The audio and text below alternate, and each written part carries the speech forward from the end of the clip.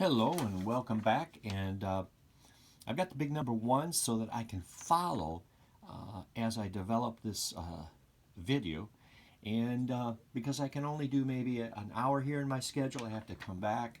I work full time, and so I'm going to kind of orient you to this number one call of the laity. But let's put here, I'll read it for those. So we have some people that are blind that follow us.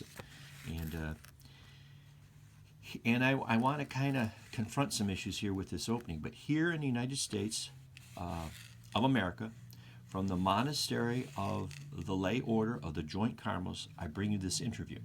Now, let's talk about that. I just created it. I got some friends that are lay members, and we've had some problems with the Order of Carmel that is run and organized by the friars. Teresa of Avila initiated reform and started a religious order for women, and that was a religious order started by a woman, and but she's religious. And so we're charismatically starting a joint order, the two orders of Carmel. You have the Discalced Carmel and you have the regular Carmel of the and they are not united. They were united at once and they split. So we're starting out as laity, and we have this lay order of Malta that we heard about. We thought, wow, I didn't know that laity can start an order, and you have the lay order of Malta. You can Google that. And so we haven't asked permission. We haven't said, hey, give us a stamp. Here, we're going to pay you money. We're just doing it. And we'll get into that later on a separate set of tapes, but as you go through this series, you'll realize you don't need permission to do a lot of things. So we are the lay order of the Joint Carmels. Maybe we can come up with a better name, but I want to let you know that's part of the message that we're sharing, is that you can initiate action to help in the church without permission of clergy. Okay?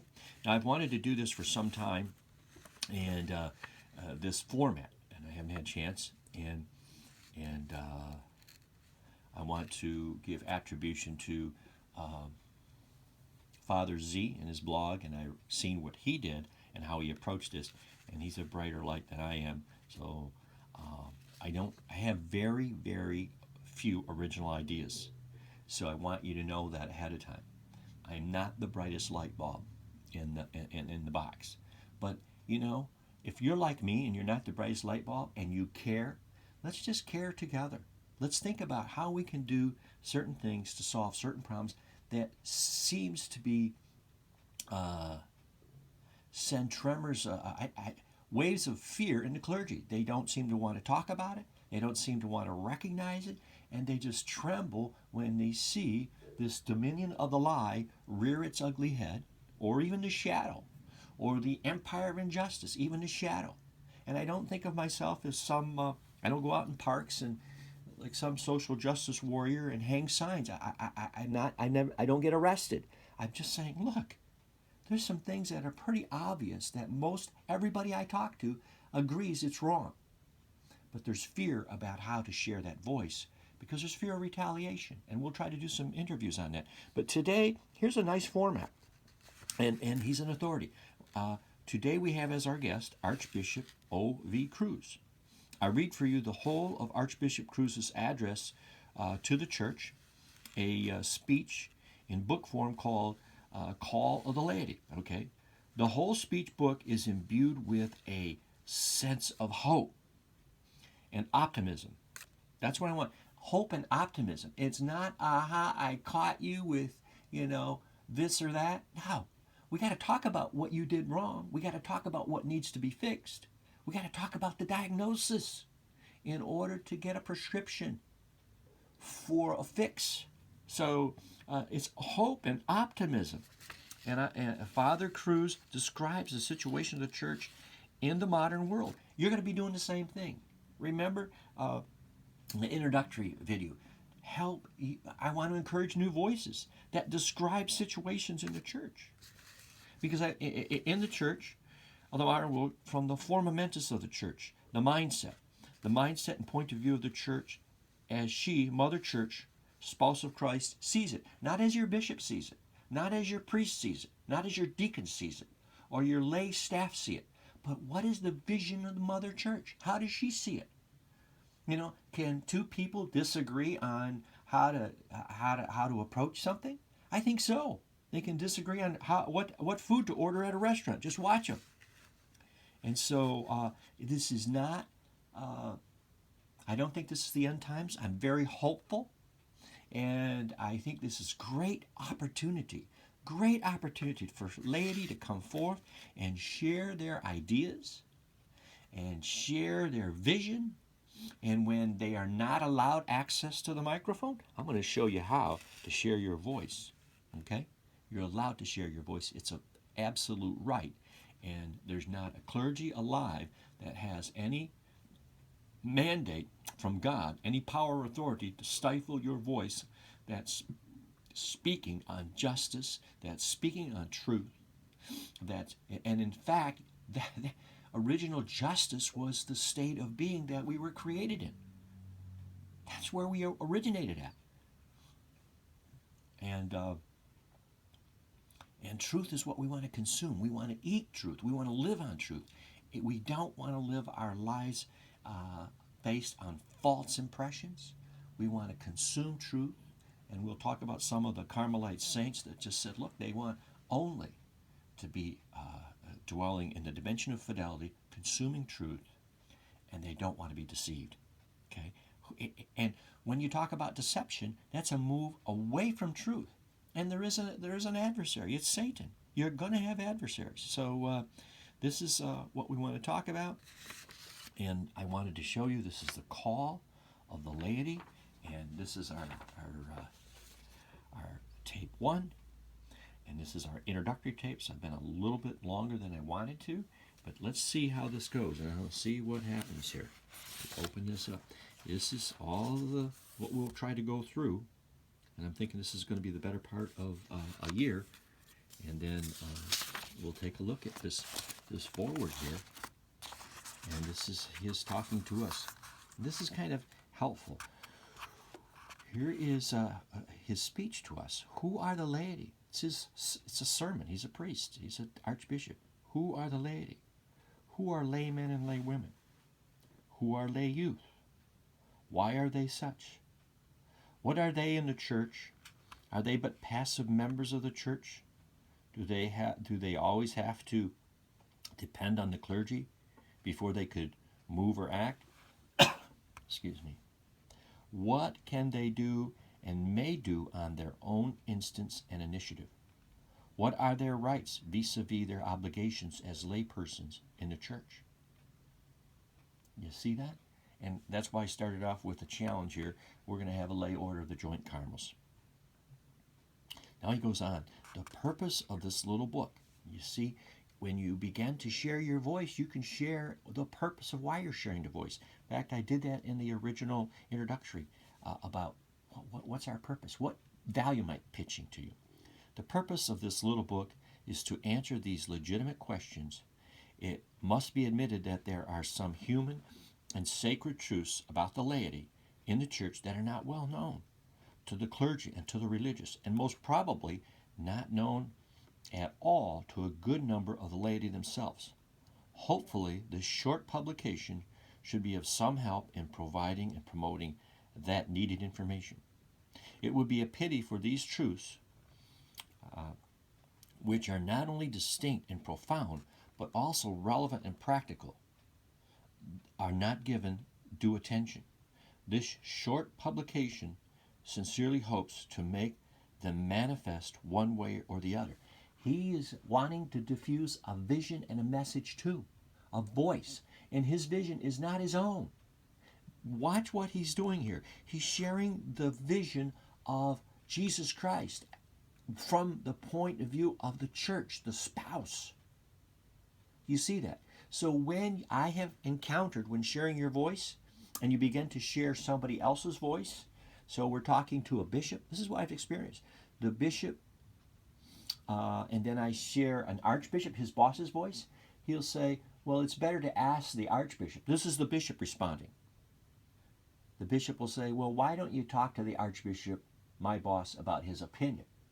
You know, that's a very veiled way to say, I don't want you talking about the vision and the mindset of the church. Because if I get you talking about the Archbishop's opinion versus my opinion, it's all relevant, right? And so he can have his opinion, I can have his opinion. You know, my opinion is I like onions. His opinion is he doesn't like onions. I like fish. He likes pork. You know, this is not what we're talking about, folks. What you want to do is you want to talk about the truth. You want to be consuming truth. Is it true or is it false that it is always wrong for one person, morally wrong for one person to take advantage of another? Okay, to oppress another. Is it always wrong for a bishop to oppress a priest? You know, that's a pretty straightforward. The answer morally on the mindset of the church, it's always wrong. And that's in the teachings of the Pope, but they don't talk about that. So let's go on. By way of elementary truth, there's that word truth. Those who genuinely profess faith in Christ are people who listen to his teaching, learn from them, and abide by them. These people are designated the Christian faithful. As such, they are constituent members of the church, which is the mystical body of Christ, in line with the text and context of the New Testament. That is to say, they are the corporate members of the church, with Christ as the head. His vicar on earth is the Pope, who is also called the Holy Father or the Supreme Pontiff. See how powerful that is? Let's look at that. Let's unbundle it. Elementary truth. Those who genuinely profess faith. Now, the genuinely profess faith. There are many cannot genuinely. How do you not genuinely profess faith? Well, I can tell you, one way to generally not profess faith is this. If I tell you that I'm a pilot, okay? I'm a pilot, and we're getting ready to go on a trip, and I've got my airplane ready, and I say, hey, to you, were you ready to board the airplane? And they'll say, yes. I say, I'm your pilot. Guess what? I don't know how much gas is in that airplane. I don't know how much fuel it is, but hey, you know, why don't you get on? We'll disregard the truth of the matter, and we'll just hope that we get to our destination. By the way, we're going to go 6 hours. We're going to go from New York to L.A., but I don't know what the level of fuel is. Now, truth, I've jettisoned truth. I just got to feel that we can make it. I can really feel we can make it. Now, what do you think about that when that happens? Are you going to get on that plane? I guarantee you no one will get on that plane. Okay?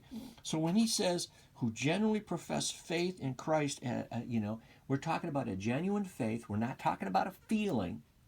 And we're not talking about the pilot in command just says, well, I've done it many times and I've never crashed. It's not what we're talking about. We want to ask that pilot, go look at the fuel gauges. Pilot, we want to know what those instruments say. Tell us what the gauges say. Tell us if the mechanic says the gauges are accurate, because those gauges were created by not you and not the mechanic, but in a factory, and they were certified accurate. So you're telling, when you talk to your pope, or you talk to your priest, or your staff, you say, hey, I understand how you feel about this. What I want to know is, what do the gauges say? The gauges are the teachings of the church. What do the instruments say on the level of fuel? You're asking him to go and tell you what the mindset of the church is. What does his boss say? What does popes say? And even popes can't deviate from the truth. They can't say tomorrow there's 4 persons in the Trinity and Mary's the 4th person. They can't do that. They are limited. And so you want to say, what is the truth of the matter from this FORMA MENTIS mindset of the church? And you'll find that many things have been defined, and there's answers, and there are also things that are not defined and have not been answered definitively. But the church addresses many. After I researched, I've never had a topic that the church hasn't discussed, either at the level in Rome or through the saints. So, the faithful profess faith in Christ are people who listen to his teachings. If you've got a deacon, priest, or bishop, or staff members that are not listening to his teachings, that's a red flag. That's a red flag. Are you going to get on that airplane with that person going from L.A., New York to L.A., and you don't know the fuel? You're going to crash and burn? Is that what you want to do? So, listen to his teachings, learn from them, and abide by them. That's quite a bundle there. We can talk about that for a long time. These people are designated the Christian faithful. As such, they are the constituent members of the church, which is the mystical body of Christ, in line with the text and context of the New Testament. That's you, folks. Your voice is important. Your distress to be made known is important. Now, oftentimes there's fear, so we have many volunteers that will make your voice known and keep it confidential. And so that is 15 minutes. I didn't think I was going to go that long. I'm trying to keep these to 2 or 3 minutes. I've only got to page 4, which is the first page. We'll come back in a follow-up, okay? Thank you. Pray for me.